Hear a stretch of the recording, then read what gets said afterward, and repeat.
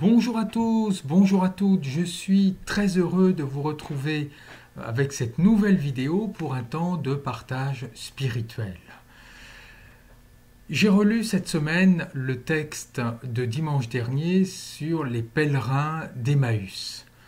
Et ce texte vraiment est extraordinaire parce qu'il peut nous donner une énergie incroyable pour traverser le temps du confinement et même pour après le confinement. Je m'explique. Dans ce passage des pèlerins d'Emmaüs, au chapitre 24 de l'évangile de Luc, il y a 3 temps. D'abord, Jésus est là, mais les disciples ne le reconnaissent pas.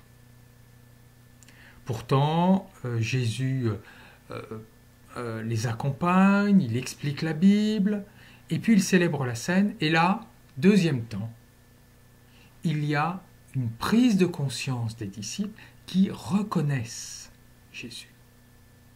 Ils reconnaissent un cadeau absolument merveilleux. Jésus était là, c'est quand même un cadeau. Il expliquait la parole, c'est un cadeau. Et il a célébré la scène avec eux, c'est un cadeau. Prise de conscience de 3 cadeaux. Et ils ressentent cette gratitude. Ils disent, notre cœur n'était-il pas brûlant? Ils ressentent l'émotion qui habitait toute cette période où ils étaient avec Jésus. Et la gratitude, c'est ça. Prendre conscience des cadeaux que nous recevons et éprouver au plus profond de nous, vraiment, avec notre cœur, nos émotions, ce que cela fait de recevoir ces cadeaux. Et nous recevons plein de cadeaux de la vie, plein de cadeaux de Dieu, plein de cadeaux de nos proches et même des autres qui sont comme les anges de Dieu. Olivier Clément, ce grand théologien orthodoxe, raconte un jour, dans une période de sa vie, il était très déprimé, il avait des idées noires, et il croise un enfant qui lui sourit. Et il voit dans ce signe Dieu qui lui dit « il faut que tu continues à vivre ».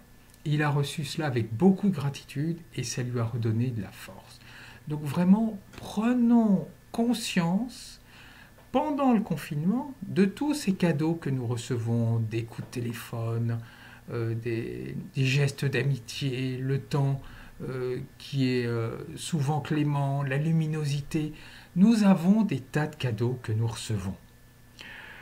Et puis il y a un troisième temps avec les disciples, c'est que remplis de la force qu'ils ont avec la gratitude, ils vont de nuit, c'est le soir, retrouver les apôtres et les disciples à Jérusalem et leur partager l'expérience qu'ils ont eue, la bonne nouvelle, l'évangile.